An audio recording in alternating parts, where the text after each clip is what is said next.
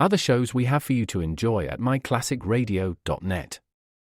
The Avengers was most certainly not a household name in South Africa prior to the radio series.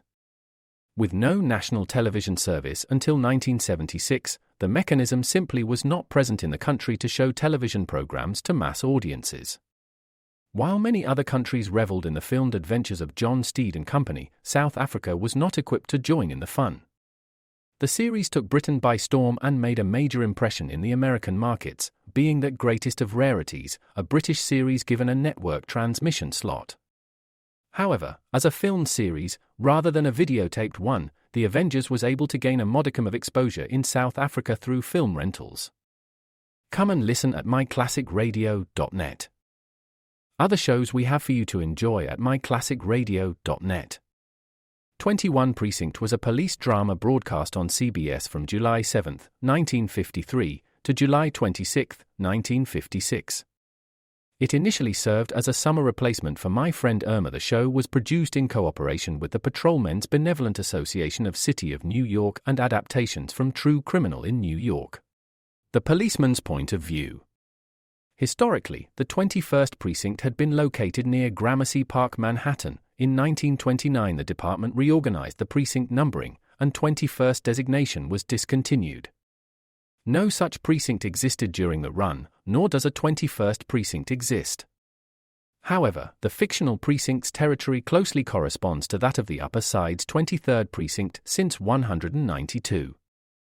Come and listen at myclassicradio.net. And now, Dick Tracy!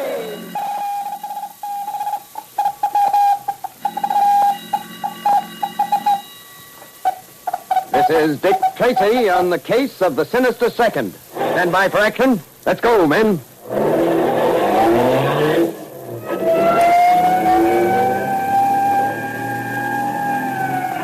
Yes, it's Dick Tracy, protector of law and order.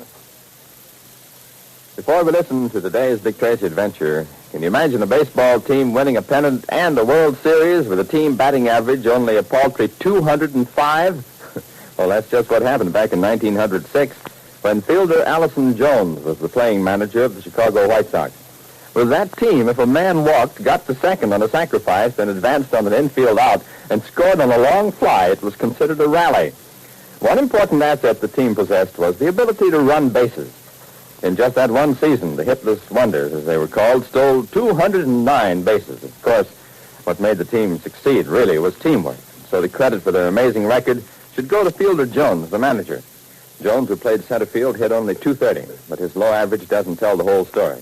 He could do everything with a bat. Hit for distance, hit to all fields. He was an expert with a bunt. Full of fire, he frequently came all the way in from center field to argue with umpires when he thought they were wrong. Jones loved to win. It was his spirit and leadership that inspired those Hitless Wonders to become the championship baseball team of 1906. And now, Dick Tracy. Dick Tracy and Pat Patton have been investigating a gambling racket. It seems that Win Plaisance, a gambler better known as Three-Way, who not only has been successful in naming the winners of several recent prize fights, but also has named the round in which the fight will end. In an effort to get to the bottom of this, Patton agrees to act as the second for Lefty Straight, a boxer who is soon to fight for the championship. Although virtually certain that Three-Way and his assistant Squeaky are working a racket together, neither Patton nor Tracy have been able to pin anything definite on them. As today's episode opens, Squeaky is on his way to report to the sinister Three-Way.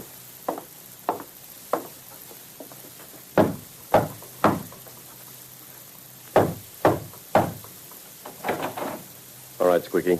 Come on in. Well, what's all this mysterious business you mentioned on the phone? The latest communique from the fighting front. And before we go any farther, why aren't you still at Lefty's training camp? All in due time, good sir. And what I wanted to tell you was the missing second, which suddenly turned up in good health yesterday. Huh? It seems that he was sojourning with some native redmen, a story which I won't bore you with at this juncture. Well, what story are you going to bore me with? What? Good old Three-Way, always bantering a quip. But to get down to cases, this missing second, one Pat Patrick by name, suddenly turns up. And you know who it was that's found him? Dick Tracy. Who else? That's right, it was Dick Tracy. But something about the deal didn't smell quite copacetic. I know. Tracy and this Patrick person seem too friendly to suit you. Hey, that's right. How could you possibly arrive at such a deduction? I suspected something like that all along. It was a little too neat. The way Tracy just happened to show up at Mother Patterson's as soon as his fake second disappeared. Yeah, but what does that do to our plans? That depends on how you answer my next question, which is, do you think Tracy suspects your part in the plan? I don't think so. They were all very cordial at me. And Sharpie said he was going to send me a check for all the work which I'd done with Lefty. I see. So then you think it's safe to go ahead and put up more money? Oh, absolutely. The only reason I departed the homey atmosphere of Mother Patterson's was because, well, I thought I might say something to Tracy or to this Patrick character that might spill it. And who do you figure this Patrick person really is? Oh, probably some flatfoot. Oh, hey, you should have seen his face when I said I'd remember him to Tommy Thomas, which I expected to see shortly. You said that. Hell, why, sure. I wanted to see how he'd react at such a remark. Squicky, you're a fool. Hey, you're awful free and easy with the insults, chum. I wonder how you'd look dead. Sit down, Squeaky. Sit down and try for once to act as if you had some intelligence. You know you haven't the guts to stand up to me, and I know it. So why kid ourselves? Well, like I said before, Three-Way, bravery gets you nowhere but dead. I don't stand up to no one, but a surprising number of people are pushing up daisies now at my request. There's several ways of doing it. I know. There might even be 3 ways. I'll always be at least one guess ahead of you. Now listen. I'm listening. When you made that ill-chosen remark to Patrick, he knew you'd find out that he was a phony. So we'll tell that back to Sharpie, who undoubtedly is in on it. Then you may not be called a second when Patrick fails to show up. Yeah, well, I think there's one way out of that. Which is? We won't remove Patrick from the scene of action until immediately preceding the scrap. Then, when they notice which he's gone, it'll be too late to do anything but take me. Yes, that might be true. And being as how I already worked with Lefty, who could be an easier choice? When they see me sitting right back of his corner. They'll probably pick you all right. They'll probably watch every move. Tracy won't take his eyes off you during the entire fight. So which? With the system we use, the audience could be made up of nothing but FBI men, and they still wouldn't know why Lefty got the stuffing kicked out in a certain round. By the way, which rounds are going to be? 5th. Lefty's so much better than Roundhouse Rogan, I figure he may pull a KO if we let it go any longer. Yeah, I think you're right. So what you worrying about? We're in. All right, Squeaky. I'll go ahead. I've got 50,000 up so far. And I'd let it go by default if I thought they were onto us. But now I'll put up another 50,000. And if all goes well, and they pick you to act as second, I'll put up 100 grand more at fight time. So remember, Squeaky, you'd better be right. With 200 G's riding, I couldn't be wrong. So now, what's the plan? We'll get to the auditorium early and go downstairs to the dressing rooms. I'm with you so far. Lefty and his crowd will get there early and go to his dressing room, where a small note will be delivered to Mr. Pep Patrick inviting him to join us in one of the empty rooms used by the prelim boys. Yeah, but what makes you so sure he'll accept the invite? From the way you've described him, he's probably a sentimental Irishman who'd risk his life rather than betray a lady's confidence. It sounds like Pat, all right. I think if we send him a letter from a lady in distress, his chivalrous nature will force him to answer. Hey, that's a good idea. And I know just a lady, too. An Indian doll, which is named Bashful Buffalo. Good. If we word our note just right, it'll bring Mr. Patrick running, and alone. Fortunately, chivalry is not entirely dead with some people.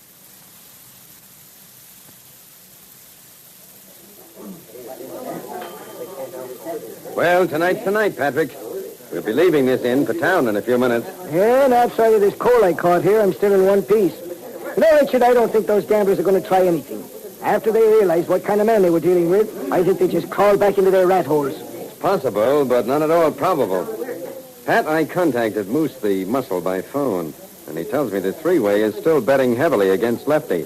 Furthermore, he's betting that it'll end in the 5th round. And you believe what Moose says? Ordinarily, no. Wouldn't believe what any bookie said. But in this case, they're as worried about Three-Way's winning habits as we are. Well, this is where his winning streak comes to an abrupt halt. With me in Lefty's corner, there's no possibility of any dirty work. If you're in his corner. Don't forget that that's the key to the whole thing. Yeah, they have to get up early in the morning to fool Pat Patton. And, speaking of getting up early in the morning, has anybody seen Battling Bulge? He was up and gone by the time I got up this morning. No, he's probably mooning around somewhere with Bashful Buffalo. I haven't seen her around the inn either. Good morning, gentlemen. Hello there, Lefty. We were just discussing your lovesick sparring mate. Oh. Pat says he got up very early this morning and disappeared. Yeah, no. He left a note. Well, I wish him all the luck in the world. Oh, now, don't tell me he's gone and taken the plunge. I'm afraid he has, Pat. Listen to this note which he shoved under my door. Dear pal Lefty, please understand when I'm writing at you because I found the biggest thing in my life. Yeah, bashful buffalo's the biggest thing in anyone's life. I done a lot of bumming around and never took nothing serious, but now it's different. Bashful Buffalo is going to manage me into a big-time fighter, and in return, I'm going to learn her English. This should have interesting results. I know you ain't going to spar no more before the fight, so I'm leaving. But we'll be at the ring tonight rooting. Me and the little woman. Little woman, indeed. But P.S., I guess I forgot to say we was getting married today. Signed by hand, Battling Bulge. Well, what do you know? Who'd ever have thought that out of all this business of gamblers and killings and such, romance would bloom? And such a romance. Yes, I don't know when I've seen a more perfectly matched couple. That poor old bat, he's such a bashful, Joe. I don't see how he ever got up enough nerve to propose. He probably didn't, Lefty. The lady in question isn't the type to stand on ceremony. Well, we'll have to have a big party for him after the fight tonight. Celebrating their wedding and my winning the championship. You're pretty sure about winning, aren't you? Oh, Mr. Tracy, I've never been in better shape in my life. See, I've studied Roundhouse Rogan both at the ring and in pictures, and if there ever was a fighter that I could beat that was just made for my style, it's Roundhouse Rogan. I'll win, all right. I hope you're not underestimating one small item. You mean three-way? Mm-hmm. Oh, I don't think we have anything to worry about from him. When Squeaky went back to town, I think they pulled in their horns and gave up. Well, I hope you're right, but we've all got to be on the alert. Ah, relax, Mr. Tracy. Why, with Pat here in my corner, how can I possibly lose? Oh, you can't. Richard here's one of the biggest crepe hangers in the business. Well, he can fold it up and save it for another time. Oh, there's Sharpie looking for me, so I'll be leaving now. And don't worry, Mr. Tracy. I'll win that fight. See you later. Okay. I hope so, Lefty. Say, Dick, why didn't you tell him the three-way was still betting heavily against him? I didn't want him to be fighting under too big a handicap. After all, Pat, just having you as his second is enough. Now, just a minute, Richard. When I get into that arena tonight, everything's going to be under control. As I said before, you got to get up early in the morning to fool Pat Patton. Yes, sir, very early in the morning.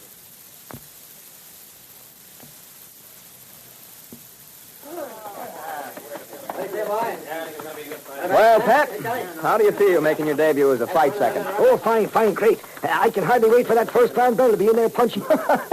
You better leave that end of it to me. Just keep an eye peeled for those gamblers that Tracy's so worried about and leave everything else to me. Where is Tracy, by the way? Oh, he went upstairs to make a phone call to headquarters. He'll be right back. Pardon me, one of you gents, Patrick? Yeah, that's right. I got a note for you. Here. Oh, thanks. Well, now, if that isn't cute. Lefty, I'll be back in a minute. Oh, what is it, Pat? It's a note from Bashful Buffalo. She and Battling Bulge want to tell me something. Well, look, don't you think somebody ought to go with you? Well, no, she asked that I come alone. And Patton never refused the lady's request. In a moment, we'll return to Dick Tracy. But first, some character dreamed up a new title for Don McNeil, MC of the popular ABC morning show, The Breakfast Club. Said title being, quote, man with the warmest voice in radio. Well, it seems to be a scientific fact. Don McNeil won a test lately that some scientists in Hollywood had invented. They developed an instrument which converted vocal sounds into electric impulses, and that in turn heated a copper wire, and this invention could determine who had the warmest voice in radio. Well, it took a record of McNeil's voice. His vocal effort sent the thermometer way up to 138 degrees, far and away from the voices of the other top 14 radio personalities who were tested. Well, this probably comes as no great surprise to the millions of McNeil fans who take their toast and coffee every morning with the Breakfast Club gang. They know Don's warm voice and personality because everything sets them in the right mood for the rest of the day. Breakfast Club's been a nationwide listening habit for 13 years. Fran Allison, Sam Cowling contribute to the fun. So for a fun-filled morning, tune in to the Breakfast Club show tomorrow morning on most of these ABC stations. And now, back to Dick Tracy. I'm looking for... Say, what is this? Just step in and close the door, chum. You're much too smart a gent to argue with this air heater which I hold in my chubby fist. Well, it looks like Squeaky got up early enough in the morning to put Patton and Lefty behind a very deadly 8-ball. Tune in tomorrow for The Adventures of Dick Tracy. Produced by Charles Powers, this is George Gunn speaking. When people hire a maid, they usually get a maid of all work. But if you were hiring Beulah, you'd be getting a maid of all shirk. Beulah's the star of the Wednesday laugh festival of the same name. Even though she isn't the best worker in the world, she more than makes up in laughs for her laziness. Beulah runs the Jones household, and she'll run away with your funny bone as she does. To add a couple of light touches to the goings-on, there's music with Buzz Adlam's orchestra, and music in the vocal way by Penny Piper. So help yourself to a harvest of good humor with the Beulah Show tonight on most of these same ABC stations. This is ABC, the American Broadcasting Company.